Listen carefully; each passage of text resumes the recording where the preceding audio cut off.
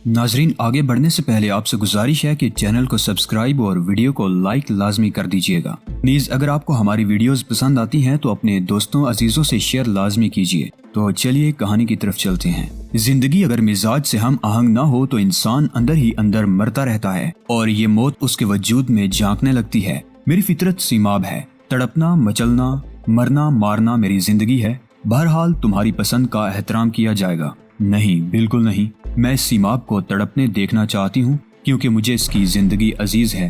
आफताब कमाल ने कहा, चीफ क्या इरादा है? तुम बताओ, कुछ न कुछ तो करना है। जाहिर है मैं वकालत शुरू करना चाहता हूँ। वकालत? मैंने दिलचस्पी से कहा। लाइन की चीज है, मैंने आपको बताया भी था। कर लो। आपका क्या इरादा है? मैं सोच रहा हूँ। मैंने सोच लिया है। मेरे लिए? जी। चलो बताओ। आप दफ्तर रूहानियात खोल लीजिए। दफ्तर रूहानियात? मैंने दिलचस्पी से आफताब कमाल को देखते हुए कहा। रूहों की मदद से हर मुश्किल का हल दरियाफ्त किया जाएगा। 10-12 रूहें कब्जे में कर लें और काम शुरू कर दें। अब देखिए ना, जदीद नस्ल को कितने मसाइल दरपेश हैं। हमारी मॉडर्न रूहें हर साहिबे मुश्किल की मुश्किल हल करेंगी। मुनासिब मुआवजे पर हर मुश्किल का हल हासिल करें। बात असल में ये है चीफ के आजकल लोग रातों रात अमीर बन रहे हैं। 4 दिन पहले जिनके पास चटखाने को जूतियां भी नहीं होती और 4 दिन के बाद वो दौलत के चटखारे ले रहे होते हैं। आखिर कहां से ये इंकशाफ रूहें करेंगी और फिर उन लोगों की रूहानी मुश्किलात का हल दरियाफ्त करेंगे, लेकिन इस दौलत के हिस्सेदार बनकर। यही कर रहा हूँ वकालत। जाहिर है कानूनी पहलू भी संभालने होंगे। बात खटाक से दिल को लगी थी। मेरी पसंद का काम था और निहायत दिलचस्प राय में। क्या ख्याल है चीफ? दफ्तर बनाना पड़ेगा, तुम्हें भी और मुझे भी। Ideal orchid. सेठ बबू खान ने ये इमारत मुकम्मल कर ली है। आपने इश्तिहार देखा होगा, वो स्क्वायर फुट के हिसाब से। हाँ, सेठ बबू खान 8 साल पहले एक ऐसे इदारे में मुलाजिम था जहाँ के चपरासी भी बड़े बड़े सेठों के सेठ होते हैं। उसने अपना हादसा कराया और इसके बाद माजूर हो गया, जिसकी वजह से उसे नौकरी से रिटायर कर दिया गया। 6 साल तक उसने दोस्तों से कर्ज मांग मांग कर जिंदगी गुजारी। इसके बाद अपनी दौलत को मंजरे आम पर लाया है। हम उसके गहरे राजदार हैं। आइडियल स्क्वायर में 2 दफ्तर भी हमें देगा। ना माना तो उसके खिलाफ तहकीकात शुरू हो जाएगी। मेरी क्या जिम्मेदारी है? मैंने पूछा। रूहानियत पर कुछ किताबें पढ़ लें और बस, बाकी काम मैं संभालूंगा। संभालो। आफताब कमाल खुद भी एक आइडियल था। इतने ज़हीन कम ही देखने में आते हैं। डिपार्टमेंट 2A4 को एक पुरस्कार इदारे की हैसियत देने में सरे फहरिस्त था, लेकिन उसकी शख्सियत का दूसरा पहलू अब सामने आया था। वो एक बेहतरीन दोस्त और साहिब ज़र्फ इंसान था। मेरे साथ ही उसने सरकारी नौकरी छोड़ दी थी और अब उसका ये अंदाज बहरहाल उसने मुतासर किया था। मैं दफ्तर रूहानियात पर गौर करने लगा और मुझे वो चारों बदमाश याद आए जो अपनी मिसाल आप थे, यानी जॉन, किशोरी, तौफीक और एजाज। एजाज मिल गया था। मुंह बनाकर मुझे देखने लगा। कहाँ मरे हुए हो आजकल? तुमसे मतलब दिमाग दुरुस्त नहीं है क्या? आप हैं कौन साहिब, पहचाना नहीं आपको? उसने चिड़े हुए अंदाज में कहा। ओह सॉरी, मुझे गलत फहमी हो गई थी। मैं आगे बढ़ गया। वो एक लम्हे को हक्का बक्का खड़ा रहा, फिर दौड़कर मेरे करीब आ गया। ये शराफत है? जी, कोई गलती होगी मुझसे। इस तरह नजरअंदाज कर दिया जैसे मुझसे कोई वास्ता ही ना हो। अब आपको गलत फहमी हो रही है जनाब। तौफीक अस्पताल में है। कौन तौफीक? जख्मी है वो। हमारे पास दवा के पैसे नहीं हैं। एजाज बसोर कर बोला। बकवास मत करो, जूते मार लो और माफ कर दो। खुदा की कसम तौफीक अस्पताल में है। क्या हो गया उसे? लंबी कहानी है। कौन से अस्पताल में है? सरकारी जनरल वार्ड। तौफीक जख्मी था। सर पर पट्टी बंधी हुई थी। बायां हाथ और टांग भी कसी हुई थी। जॉन और किशोरी पास ही बैठे हुए थे। मुझे देख कर खिल उठे। खड़े हुए रेंगना शुरू कर दिया। घर आया मेरा परदेसी, प्यास बुझी मेरी अखियां की। क्या करते हो तुम लोग? कल डॉक्टर ने तुम लोगों को निकाला, आज फिर तुम लोग लफड़ा करता है। अभी मैं जाकर डॉक्टर को बोलता। ओ नहीं नर्स, प्लीज नहीं। हमारा बिछड़ा बल्म घर आ गया है। आई मैन अस्पताल आ गया है। हम खुशी से गा रहे थे, अब नहीं गाएंगे। मेरे को नर्स नहीं सिस्टर बोलो। नर्स ने कहा। सॉरी नर्स, सिस्टर तो हमने अपनी सिस्टर को भी नहीं बोला। जॉन ने कहा। फिर तुम उसे क्या बोला? कुछ नहीं। क्यों? इसलिए कि हमारी कोई सिस्टर नहीं थी। इसके शबाब के जाने के बाद आए हैं। किशोरी ने लुकमा दिया। इशारा तौफीक की तरफ था। क्या मुसीबत नाजिल हुई तुझ पर? मैंने तौफीक से कहा। अहवाल इस फकीर का ए दोस्ता सुनो, यानी के रावी इस तरह करता बयां सुनो। फाका कशी से बुरा हाल था। बेरोजगारी के हाथों जीना महाल था। तंग दस्ती, फाका मस्ती, पेट खाली, दस्त सवाली। कोई पूछने वाला नहीं। किसी के दिल में खौफे खुदा नहीं। बदहाली ने रस्सी तंग कर रखी थी। दफ्तर शादी खोल लिया। लड़कियों को माँ बहन कहकर हीले बहाने से बुलाते, जरूरतमंदों को दूर से दिखाते। इस तरह 4 पैसे जमा हुए। बुरा वक्त टला, मगर खाम ख्याली थी। आफत आई, भेद खुला। ये तीनों भाग गए। हम तेज ना दौड़ सके। पकड़ लिए गए और फिर हाय तौफीक रहा। कहाँ चोट आई है? आई थी कहो दोस्तों। इस नर्स से याद खुदा है, वरना अस्पताल से निकाले जा चुके होते। रहम खा कर रख छोड़ा है। यहीं से सब काम चल रहा है। सुबह को नाश्ते में 2 अंडे, डबल रोटी और चाय आ जाती है। इनमें से एक तीमारदार होता है, मगर सुबह की ड्यूटी ये होती है इसकी कि मरीजों का बचा हुआ नाश्ता इकट्ठा कर ले।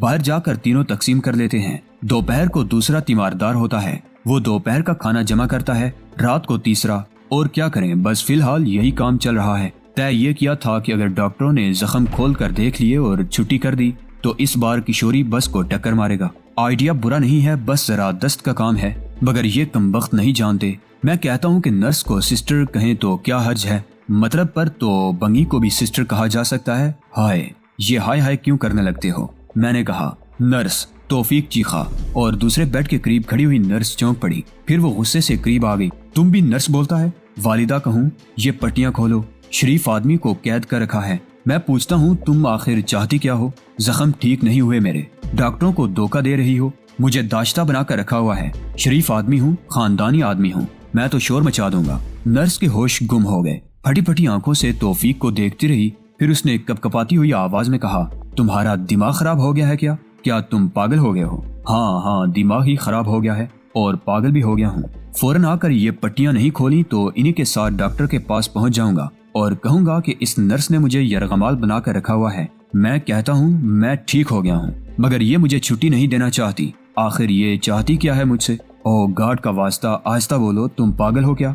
बिल्कुल पागल हो गया है। मेरा क्या है, जहन्नुम में जाओ। अभी तुम्हारी पट्टी खोलता है और तुम इधर से दफा हो जाओ, नहीं तो हम डॉक्टर साहब को खुद बोलेगा कि इस आदमी ने पूरे अस्पताल को बेवकूफ बना रखा है। अरे जाओ जाओ, मैंने क्या बेवकूफ बना रखा है? मैं तो खुद कह रहा हूँ इन सब के सामने। भाइयों, तुम गवाह हो ना। देखो मेरे जख्म ठीक हो गए हैं, मगर ये नर्स इस बात पर जिद कर रही है कि मैं यही रहूं। तौफीक ने कहा। ऐसा ही कमीना आदमी था वो, सारे एहसानात भूल गया था। वो नर्स के वसीले से सब के सब खा रहे थे, उस बेचारी के जरिए, लेकिन अब तौफीक उसे जलील करने पर आमादा हो गया था। बहरहाल नर्स ने पट्टियां खोल दी और इसके बाद तौफीक बकता जुकता वहाँ से चल पड़ा। जान, किशोरी वगैरह साथ थे। मैं उन्हें लेकर बाहर आया, कार में बिठाया और चल पड़ा। रास्ते में किशोरी ने कहा, वो जो कहते हैं ना कि 12 साल के बाद घोड़े की भी फिरती है किस्मत, तो शायद हमारी भी फिर गई। चीफ, हम क्या कहें आपको? चीफ कहें, बिग बॉस कहें या फिलहाल बकवास बंद रखो। मैंने जवाब दिया, देखो जहांगीर जमाल शाह, बेशक तुमने हम पर बेशुमार एहसानात किए हैं, लेकिन हमने भी तुम पर कम एहसानात नहीं किए। अबे याद करो कितने मौके ऐसे आए हैं जब तुम्हारी सही तरीके से मुरम्मत होने वाली थी। हम सीना तान कर खड़े हो गए और हमने कहा कि कोई हाथ उठा कर देखे। हमारे यार को तो वो सारी बातें भूलने की तो नहीं है। इस बकवास का मतलब क्या है? फौरन ही ये बता दो कि कोई आर्जी जरूरत तुम्हें हम लोगों तक पहुंचने पर मजबूर करने का बायस बनी है, या फिर वाकई हमारे बारे में कुछ सोच रहे हो। क्या मैंने पहले तुम्हारे बारे में कुछ नहीं सोचा? सोचा तो था यार, और बहुत कुछ किया भी था, लेकिन जब से हम चारों की एक सोकन आई है, हम चारों सही मानों में बेवा होकर रह गए हैं। अपनी भाभी के बारे में तुम ऐसी बात करते हो, वो सुनेगी तो क्या कहेगी? भाभी ही को हमारा ख्याल नहीं आया तो हम क्या कहें? किशोरी ने मुंह बनाकर कहा। अच्छा, फजूल बातों से गुरेज कर, अब काम की बात सुनो। सही मानों में तुम लोग कुछ करके दिखाना चाहते हो? बिल्कुल बिल्कुल, हम कुछ करके खाना चाहते हैं। तो तुम्हें नौकरी करना होगी। न नौकरी। चारों ने एक दूसरे की सूरत देखी, चंद लम्हात खामोशी से सोचते रहे। फिर किशोरी ने जान से कहा, देख बेटा, वक्त वक्त की बात होती है। जब इंसान पर पड़ती है ना, तो वो सब कुछ करने पर आमादा हो जाता है। अगर हमारी तकदीर में बदकिस्मती से रिज़्क़े हलाल लिख दिया गया है, तो अब क्या किया जाए, मजबूरी है, हलाल ही करके खा लेंगे। मुझे बेसाख्ता हंसी आ गई और मैंने एक गुस्सा किशोरी की कमर पर जमाते हुए कहा, अबे तू है ही हिंदू हरामखोर, अब मैं तुझे हरामखोरी नहीं करने दूंगा। देखो तासुब की बात मत करो। मैं ठीक है हिंदू की औलाद हूँ, मगर आज तक मैंने कोई हिंदुओं जैसा काम किया है? अब इसे देखो, ये तो क्रिश्चियन है, काला अंग्रेज। मेरी तरफ क्यों तवज्जो दिला रहा है? फजूल बातों से गुरेज करो। असल में मैं एक दफ्तर खोलने का इरादा रखता हूँ। क्या काम होगा वहाँ? चारों ने पुरिश्तियाक अंदाज में पूछा। तफरी। ओहो, गुड। गोया दफ्तरी तफरी, तौफीक बोला। फिर फजूल बातों की तरफ चल पड़े। मैंने गुस्सीले अंदाज में कहा, नहीं चीफ, मगर पहले ये तायुन तो करो कि हम तुम्हें चीफ कहें, बास कहें, क्या कहें? बाबा जी, मैंने जवाब दिया और चारों उछल पड़े। क्या? हाँ बाबा जी, माहिर रूहानियात बाबा जहांगीर जमाल शाह। अबे नहीं, एजाज अजीब से अंदाज में बोला। हाँ, और अगर तुम गैर संजीदा हो तो फिर खुदा हाफिज बोलो। चाय पियोगे या शरबत वगैरह? चाहे मेरा मतलब है इसके बाद गैर संजीदगी के नतीजे में तुम्हें रुखसत हो जाना होगा। नहीं चीफ, हम चाय या शरबत नहीं पियेंगे, बल्कि माफ कीजिएगा बाबा जहांगीर जमाल शाह, कुछ नहीं पियेंगे। बस खाने पीने का बंदोबस्त हो जाए, रिहाइश भी हो जाए तो क्या ही बात है। इसी फ्लैट में रहोगे तुम चारों, देख लो क्या शानदार फ्लैट है। अबे नहीं, एजाज अपने मखसूस अंदाज में बोला। तौफीक ने कहा, मेरा ख्याल है अब हमें संजीदा हो जाना चाहिए। बाबा जहांगीर जमाल शाह भी कुछ संजीदा ही नजर आ रहे हैं। चारों ने संजीदा शक्लें बना ली। मैंने उनसे कहा, मैं ये नहीं कहता कि मासूम और ऐसे लोगों को धोखा दो जो जिंदगी के मसाइल से तंग आए हुए हों और रूहानियात की तरफ रागिब हों, बल्कि मैं उन लोगों के लिए काम करना चाहता हूँ जो एक दूसरे को नुकसानात पहुँचाने के लिए कोशिश रहते हैं। हम न सिर्फ ये कि उनके बुरे कामों से उनके शिकारों को महफूज रखेंगे, बल्कि खुद उनसे अपनी रोजी भी कमाएंगे। मतलब समझ रहे हो ना? अभी इस काम का आगाज किया जा रहा है। आहिस्ता आहिस्ता आगे बढ़ेंगे और देखेंगे कि हम किस तरह मजीद काम कर सकते हैं। तुम चारों को मुख्तलिफ शक्लों में दरवेशों की हैसियत से इस दफ्तर में बैठना होगा। दरवेशों की शक्ल में? दरवेशों की हैसियत में? तौफीक बुरा समूह बनाकर बोला, खबरदार दरवेशों की शान में कोई गुस्ताखी ना हो। ये लफ्ज शायद मैंने गलत इस्तेमाल कर लिया है। मैं ये कहना चाहता था कि तुम सबको फकीरों की हैसियत से दफ्तर में बैठना होगा। हैं? क्या भीख भी मांगना पड़ेगी? नहीं, भीख नहीं मांगना पड़ेगी, बल्कि इल्मो अमल का प्रचार करना पड़ेगा। पंडित किशोरी लाल क्या समझा? किशोरी उछल पड़ा। हाँ, पंडित के रूप में हो सकता है मैं तुझे सर गटाने का मशवरा भी दूं। नहीं चलेगी चीफ, अस्तीफे रिजाइन। किशोरी ने अपने खूबसूरत बालों को दोनों हाथों से ढकते हुए कहा, अब एक कमाई की बात कर, सर गंजा हो जाए तो क्या, बाल तो अपनी खेती होते हैं, दोबारा आ जाएंगे। छोड़ो चीफ, हम तो हैं ही मस्त कलंदर, कम से कम अपने खूबसूरत बालों को देख कर ही खुश हो लेते हैं। कभी नहीं घटाऊंगा सर, कह दिया तुमसे। अच्छा चल, सर मत घटाना, धोती वगैरह तो बांध सकता है, अगर खींच कर ना भागने का वादा करो तो, किशोरी ने कहा और सबके हलक से कह कहे निकल पड़े। चल ठीक है, तुझसे वादा किया जाता है कि कोई तेरी धोती खींच कर नहीं भागेगा। मगर यार ये पंडित किशोरी लाल क्या होगा? पंडित किशोरी लाल जी काले जादू के सताए हुओं के जादू का तोड़ करेंगे, क्या समझा? काले जादू का तोड़? हाँ, और अगर यार कोई सचमुच ही काले जादू का शिकार आ गया तो अपनी तोड़ फोड़ नहीं हो जाएगी? नहीं, गौर करके काम किया जाएगा। काले जादू का अगर कोई शिकार होगा तो उसे वहाँ से रफू चक्कर करा दिया जाएगा। और मैं, जॉन ने कहा, अबे अंग्रेजी में भी तो जादू होता है, क्या समझा? तुझे क्रिश्चियन पार्टीज का इस्तकबाल करना होगा, क्या समझा? गोया अंग्रेज दरवेश या फकीर। जॉन ने कहा, हाँ चलो ठीक है, जरा गौर करके काम करेंगे, और तुम दोनों जानते ही हो कि तुम्हें क्या करना है। हक अल्लाह, मस्त मलंग। एजाज और तौफीक उठकर नाचने लगे। मैंने इधर उधर देखा तो थोड़े फासले पर रखी हुई चमड़े की एक बेल्ट उठा ली। दोनों जल्दी से बैठ गए थे। तो तुम लोगों ने समझ लिया कि तुम्हें क्या करना है।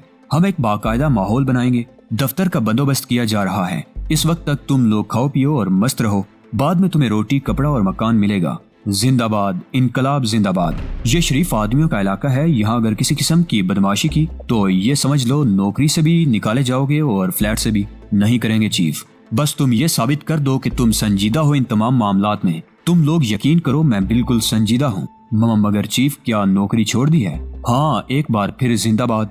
चारों ने खड़े होने की कोशिश की और फिर मेरी आंखें देखकर जल्दी से बैठ गए। उनकी गैर संजीदगी इंतहा को पहुंची हुई थी। बरतौर उन चारों को वहां मुकीम करके मैंने तौफीक को कुछ रकम दी और कहा कि इसका एक एक पैसे का हिसाब देना होगा। वो सारी रकम अपने ही इस्तेमाल में ना ले आए। फ्लैट मेरी अपनी मलकियत है और यहाँ मुझे कोई पूछने वाला नहीं होगा।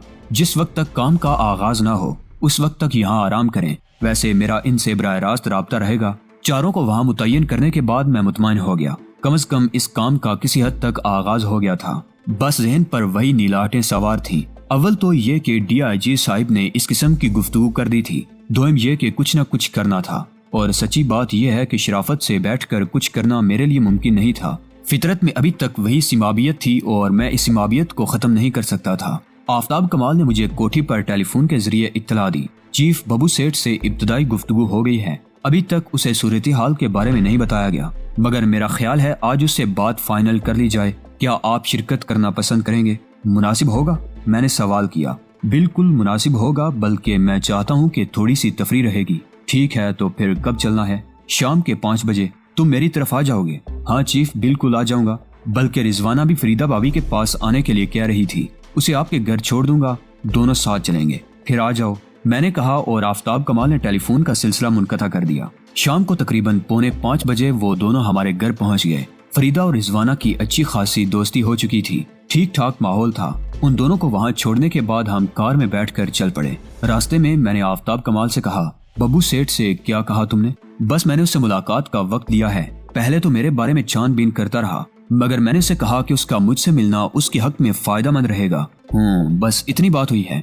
हाँ, किस किस्म का आदमी है? चीफ ऐसे आदमी जिस किस्म के हो सकते हैं वैसा ही आदमी है। वो ऊपर से सख्त, अंदर से नर्म, और नर्म भी यूं कि दिल का चोर है। हम आसानी से उसे ट्रैप कर लेंगे। आफ्ताब कमाल ने कहा। शख्सियतें हम दोनों ही की मुतासिर कुन थी। बब्बू सेठ ने अपने शानदार एयर कंडीशनड ऑफिस में हमारा इस्तकबाल किया। बारी जिसामत का, बारी जबड़ों वाला आदमी था। चेहरे से देखकर यह अंदाजा नहीं हो सकता था कि आसानी से ज़ेर हो जाएगा, लेकिन बहरहाल हम अपने मकसद में कामयाबी भी चाहते थे।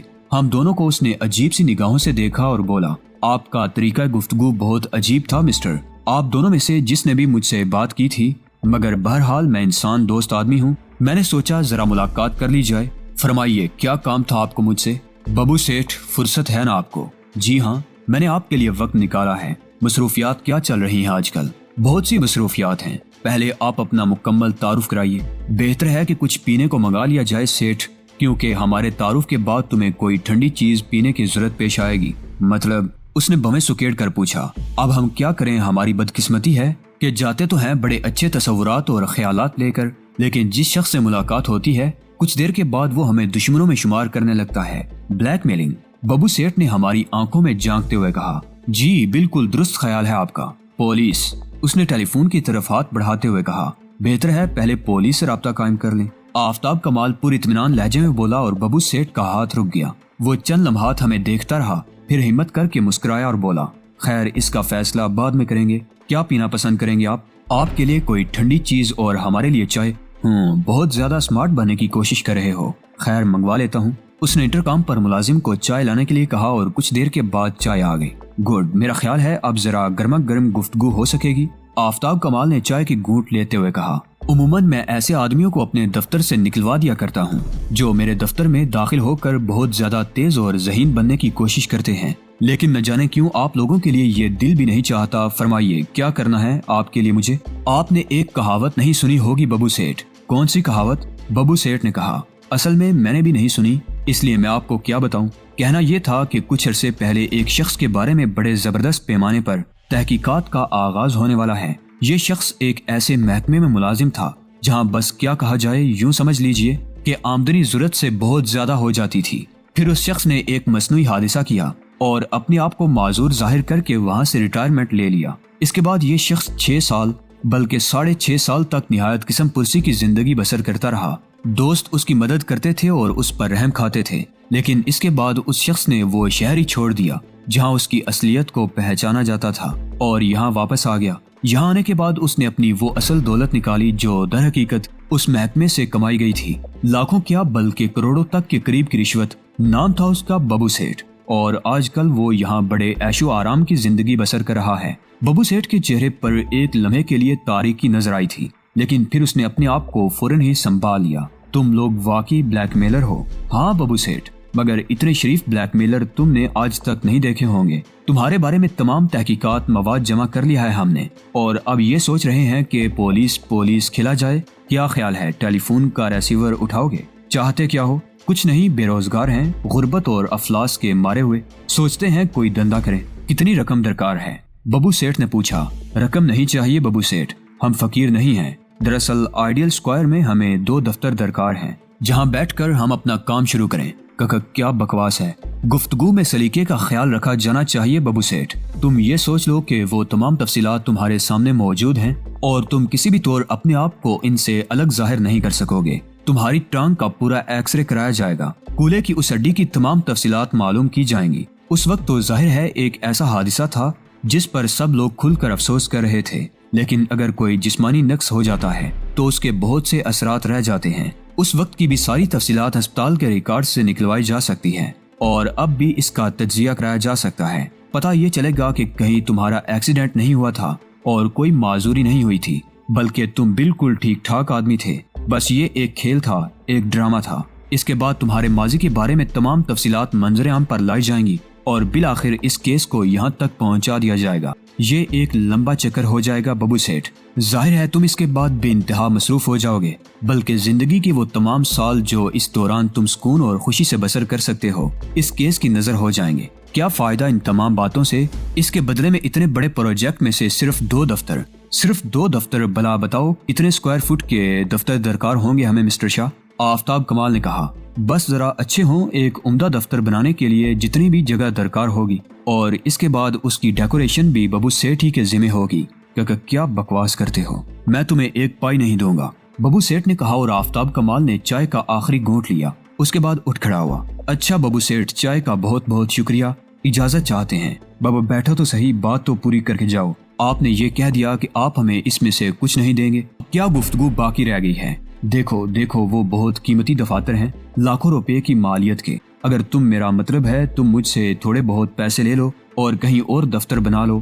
آئیڈیل آرکڈ در حقیقت ہمارا آئیڈیل ہے اور وہاں 2 ڈیکوریٹ آفس، سودا 1 منٹ کے اندر ہو جانا چاہیے۔ 1 2 3 4 5 6 7۔ آفتاب کمال کلائی سیدھی کر کے گھڑی میں سیکنڈ کی سوئی کو دیکھنے لگا۔ ببو سیٹھ کے چہرے پر ہیجان نظر آ رہا تھا۔ پھر اس نے کہا، یہ ڈرامہ مت کرو، بیٹھو ذرا قاعدے سے گفتگو کرو۔ ہماری گفتگو ختم ہو چکی ہے ببو سیٹھ۔ 30 31 32 33 34۔ ٹھیک ہے، میں تمہیں دفتر دے دوں گا ڈیکوریٹ کر کے، جہنم میں جاؤ۔ ببو سیٹھ نے برا سمو بنا کر کہا، یعنی چلے جائیں؟ آفتاب کمال نے ایک بار پھر کرسی چھوڑنے کی کوشش کی۔ دفتر ڈیکوریٹ بھی ہو جائیں گے، ببو سیٹھ نے جواب دیا۔ یہ بات ہوئی نا؟ آفتاب کمال مسکرا کر بولا، لیکن یاد رکھنا کوئی دھمکی نہیں ببو سیٹھ، کوئی دھمکی نہیں۔ جب ہمیں تمہارے بارے میں اتنا کچھ معلوم ہے تو سمجھ لو کہ سبھی کچھ معلوم ہوگا۔ کیا مطلب؟ تمہاری کسی بھی دھمکی کی کیا اہمیت ہوگی؟ اس کا جائزہ لے لیا گیا ہے، اس لیے کوئی مزاحیہ بات کرنا بیکار ہوگی، کیا سمجھے؟ اچھا اجازت۔ اس دور میں کوئی کسی سے کم نہیں ہوتا۔ ببو سیٹھ وہ آدمی تھا جس نے باقاعدہ حکومت کو دھوکہ دے کر اپنی دولت محفوظ کی تھی، لیکن اپنے آپ کو چھپا نہیں سکا تھا، اور کسی کے علم میں ہو یا نہ ہو لیکن آفتاب کمال کے جال میں پھنس گیا تھا وہ۔ بڑے پینترے بدلے بڑا سر پٹخا، جب کوئی اتنی ذہانت سے اسے بلیک میل کر سکتا ہے تو بلا دوسرے عمل کے لیے اس جیسے شخص کو کیا دشواری ہو سکتی ہے۔ لیکن بدقسمتی یہ تھی اس کی کہ ہم جیسے انٹرنیشنل لوگوں کے ہاتھوں میں پھنسا تھا۔ کچھ نہ ہونے کے باوجود ابھی بہت کچھ تھا، ہم نے تو اسے ٹچ نہیں کیا تھا، ورنہ اس حیثیت میں زندگی گزارنے کی ضرورت نہ پیش آتی۔ دفتر اس نے مہیا کر دیے، ڈیکوریشن پر بھی اس نے زبردست رقمیں خرچ کی، لیکن آخر تک پاؤں پٹکتا رہا۔ جب ہم نے اپنے اپنے بورڈ لگائے تو اس کا پارا بری طرح چڑھ گیا۔ تو اب تم لوگ یہ فراڈ کرو گے یہاں پر؟ کیا تم وکیل ہو؟ اور اگر ہو تو مجھے اپنے کاغذات دکھاؤ۔ اور تم یہ روحانیت، یہ کیا چکر ہے؟ سمجھ گیا ہوں تم لوگ بہت بڑے فراڈ ہو، سچ مچ کے بلیک میلر، یہاں بیٹھ کر بلیک میلنگ کا کاروبار کرو گے۔ ببو سیٹھ، اب جب کہ تم نے یہ کڑوی گولی نگل ہی لی ہے، اور میں سمجھتا ہوں کہ سمجھداری کا کام کیا ہے، ورنہ ہو سکتا ہے اس کڑوی گولی کے بجائے تمہیں پستول کی گولی نگلنا پڑتی، تو پھر اتنی بڑبڑ کیوں کر رہے ہو؟ اس لیے کہ میں آئیڈیل اسکوائر کو ایک شاندار کاروباری عمارت بنانا چاہتا ہوں۔ تم لوگوں نے یہاں اس گندگی کا آغاز کر کے میرا پورا پروجیکٹ تباہ کر دیا ہے۔ نہیں مائی ڈیئر ببو سیٹھ، ہم اسے بالکل آباد کریں گے، تم اس کی فکر مت کرو۔ باقی جہاں تک رہا مسئلہ ہماری کارکردگی کا، تو آگے چل کر تم خود دیکھ لینا، بلکہ ہو سکتا ہے ہم تمہیں اپنا کمیشن ایجنٹ ہی مقرر کر دیں۔ کیا بکواس ہے، میں تمہارا کمیشن ایجنٹ بنوں گا؟ ہاں ببو سیٹھ، اب اس سلسلے کو باقاعدہ مسئلہ نہ بناؤ، ورنہ ہم تمہیں آج ہی سے اپنا کمیشن ایجنٹ مقرر کر دیں گے، اور کمیشن بھی نہیں دیں گے، سمجھ لو۔ سمجھوں گا تو میں تمہیں اس طرح کہ دنیا یاد کرے گی۔ ٹھیک ہے، اس وقت تمہاری گھوڑی چڑھی ہوئی ہے، لیکن بعد میں دیکھوں گا، جہاں بھی کہیں مجھے موقع ملا تمہیں چھوڑوں گا نہیں، اس بات کو یاد رکھنا۔ تمہیں کون چھوڑے گا ببو سیٹھ؟ اب تو ہماری ضروریات کا ذریعہ تم ہی ہو۔ فی الحال جب تک کاروبار نہیں چلے گا، ہماری زندگی کا کاروبار کیسے چلے گا؟ تم سے ہی مدد مانگ سکتے ہیں، ایک تم ہی اپنے ہو اس وقت۔ آفتاب کمال نے کہا، بکواس مت کرو، خودکشی کر لوں گا مگر تمہیں ایک پیسہ نہیں دوں گا۔ چلو ٹھیک ہے، خودکشی کرنے سے پہلے اپنی دولت کا کچھ حصہ ہمارے نام کر دینا، ورنہ کیا فائدہ تمہاری لاش قبر سے نکلوا کر اس کا پوسٹ مارٹم کیا جائے اور یہ معلوم کیا جائے کہ یہ رقم تم نے کہاں سے حاصل کی۔ ابے دیکھو نا، صرف نام بدل لینے سے یا شہر بدل لینے سے شخصیتیں تو نہیں بدل جاتی۔ تمہارا پورا ریکارڈ سرکار کے پاس موجود ہے، کیا ہوگا تمہارے پورے اہل خاندان کا؟ میں تو ان کے لیے فکر مند ہوں، آفتاب کمال نے کہا، اور ببو سیٹھ دانت پیسنے لگا۔ تم ببو سیٹھ غرایا، مگر اس کے آگے کہنے کے لیے اس کے پاس کچھ نہیں تھا۔ وہ بے بس تھا ہم لوگوں کے ہاتھوں، اس حیثیت سے اسے جاننے والے ہم ہی تھے، ہمارے علاوہ اور کوئی نہیں تھا۔ بہرحال اس کے بعد اس کی مصیبت ٹل گئی، ہم شاندار طریقے سے اپنے آفس میں آ بیٹھے۔ جان کی شوری، اعجاز اور توفیق تو تھے ہی صدا کے بدماش۔ چاروں نے وہ حلیہ بدلا کہ دیکھنے والے دیکھتے ہی رہ گئے، کوئی انہیں نہیں پہچان سکتا تھا۔ اب وہ بالکل درویش نظر آتے تھے، دفتر میں بیٹھتے، قوالیاں گاتے، عیش و آرام کرتے۔ ابھی تک ہم نے کسی کام کا آغاز نہیں کیا تھا، اور ویسے بھی ہم اندھے اقدامات کرنے کے قائل نہیں تھے۔ اب اتنی بھی مصیبت نہیں آ رہی تھی مجھ پر کہ فوری طور پر کوئی ذریعہ معاش درکار ہوتا۔ یہ تو صرف ایک تفریحی ذریعہ تھا۔ اگر میں اور آفتاب کمال مل کر کوئی کام ہی کرنا چاہتے تو وہ بلا شبہ بڑی طوفانی حیثیت کا حامل ہوتا۔